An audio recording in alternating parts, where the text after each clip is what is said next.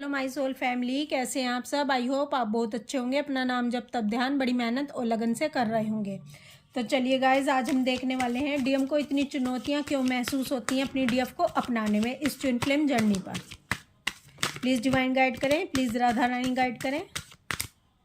चलिए देखते हैं डीएम को इतनी चुनौतियाँ क्यों महसूस होती हैं इस ट्विन फ्लेम जर्नी पर डीएफ को अपनाने में। 9 of swords, The Hermit, The Magician, Temperance,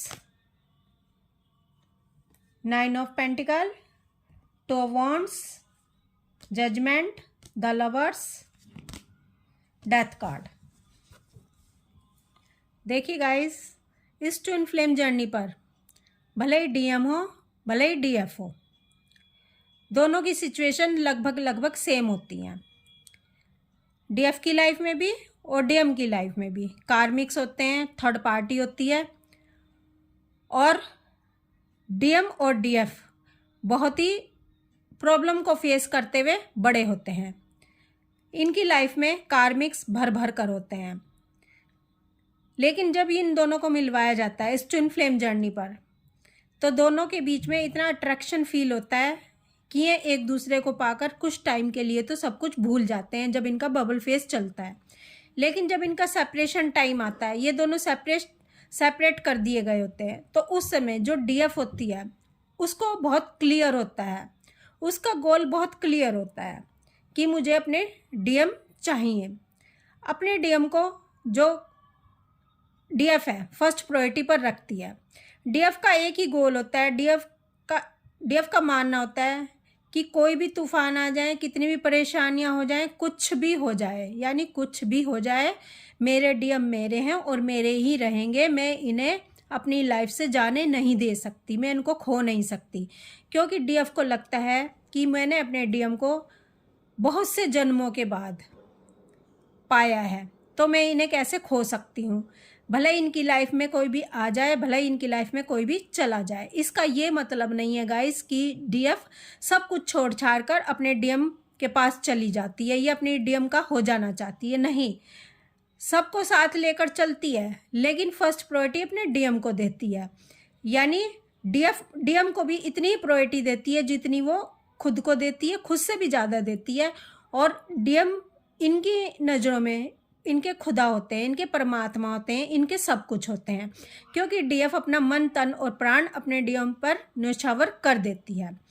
दूसरी तरफ जो डीएम होते हैं, फ़र्क क्या होता है कि डीएफ की जो सोच होती है वो बहुत ही सूक्ष्म होती है। डीएफ को पता होता है कि मैं क्या कर रही हूँ, किस लिए कर रही हूँ। डीएफ कोई भावनाओं में बहकर ये सब नहीं करती है, डीएम का हाथ नहीं पकड़ती है। डीएफ को सब कुछ पता होता है कि इसके नतीजे क्या हो सकते हैं। मैं इस मटेरियलिस्टिक वर्ल्ड में रह रही हूँ, मैं कार्मिक्स के बीच में रह रही हूँ, मैं फैमिली के बीच में रह रही हूँ, और जब डीएफ मैरिड हो अदर स्पाउस से और डीएफ के बच्चे हों, तब भी डीएफ का गोल क्लियर होता है। डीएफ की सोच क्लैरिटी से भरी हुई होती है। यहाँ पर डीएफ को कोई भी कन्फ्यूज़न नहीं होता है कि डीएम को छोड़ दिया जाए या डीएम को पा लिया जाए।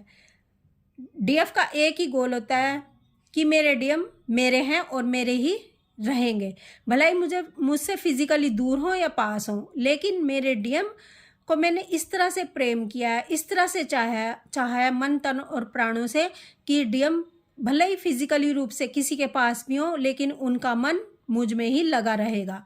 यानी डीएफ ने अपनी इतनी छाप छोड़ दी अपने डीएम पर कि डीएम चाहें भी तो अब किसी का नहीं हो सकते। डीएम चाहते भी हैं कि वो अपनी डीएफ से दूर हो जाएं। वो आजमाने की कोशिश भी करते हैं कि डीएफ वाला लव उन्हें दूसरों से मिल जाए, उनकी वाइफ से मिल जाए, उनके कार्मिक से मिल जाए, उनकी गर्लफ्रेंड से मिल जाए। लेकिन जब डीएम थक जाते हैं, डीएफ जैसा प्यार उनको कहीं नहीं मिलता, तब डीएम सोचने पर मजबूर हो जाते हैं आखिर ये बंदी है कौन।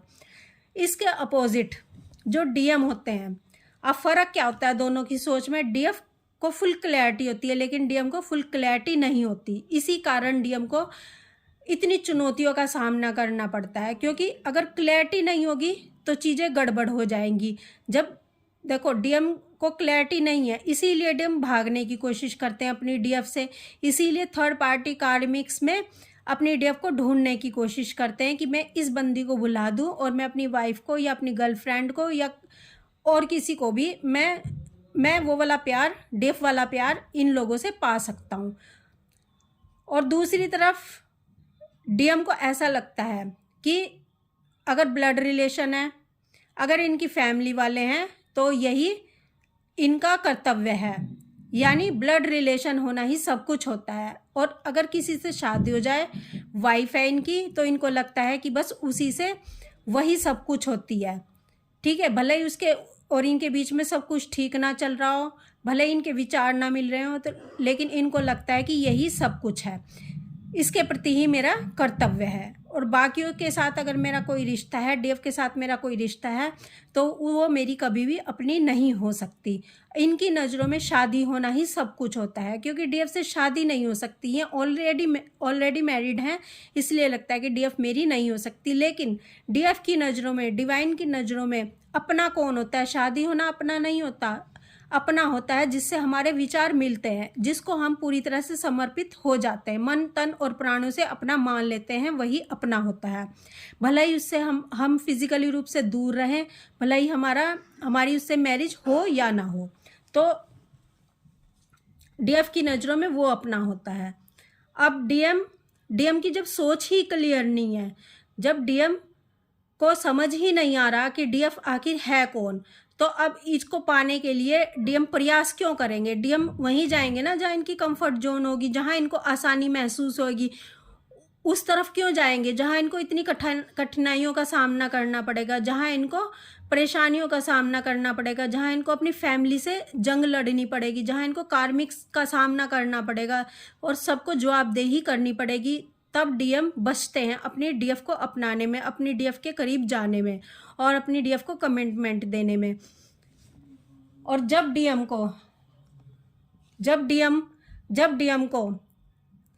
डीएम और डीएफ का सेपरेशन हो जाता है और थर्ड पार्टी और कार्मिक्स जिनको ये अपना मान बैठे थे वही इनको दुख देना शुरू कर देते हैं, तब डीएम को ऐसा लगता है कि मैंने तो इनको अपना माना था, लेकिन ये मेरे अपने नहीं है। तब इनको समझ आता है कि अपना वो नहीं होता जिससे हमारा ब्लड रिलेशन हो, अपना वो नहीं होता जिससे हमारे बंधन जुड़े हों, अपना वो होता है जिससे हमारे विचार मिलते हैं, जो हमें ऊंचाई की तरफ ले जाता है, जो हमें डिवाइन के रास्ते पर डालता है, जो हमें धर्म का रास्ता बताता है, अपना वो होता है। और ये सिचुएशन आने में, ये चीज़ समझने में, इतनी क्लैरिटी मिलने में डीएम को बहुत टाइम लग जाता है। जब तक DM dark night of the soul से नहीं गुजरेंगे, जब तक डीएम खुद से कनेक्ट नहीं होंगे। खुद से कनेक्ट होना यानी अपने सेल्फ लव में आना यानी हम कौन है, हमारा स्वरूप क्या है? हमारा स्वरूप ईश्वर का है, हम परमात्मा की एक बूंद है।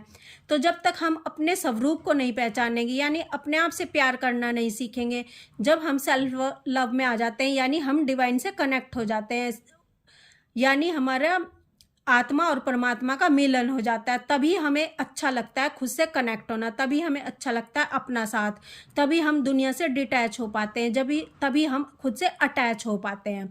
तो ये सब समझने में डीएम को बहुत टाइम लग जाता है। डीएम को dark night of the soul से गुजरना पड़ता है, डीएम को अपने आप से कनेक्ट होना पड़ता है, आइसोलेशन में जाना पड़ता है और सब चीज़ों को सोचना पड़ता है और समझना पड़ता है कि मेरे आसपास के लोग आखिर हैं कौन और ये मुझको इतना दुख दे क्यों रहे हैं।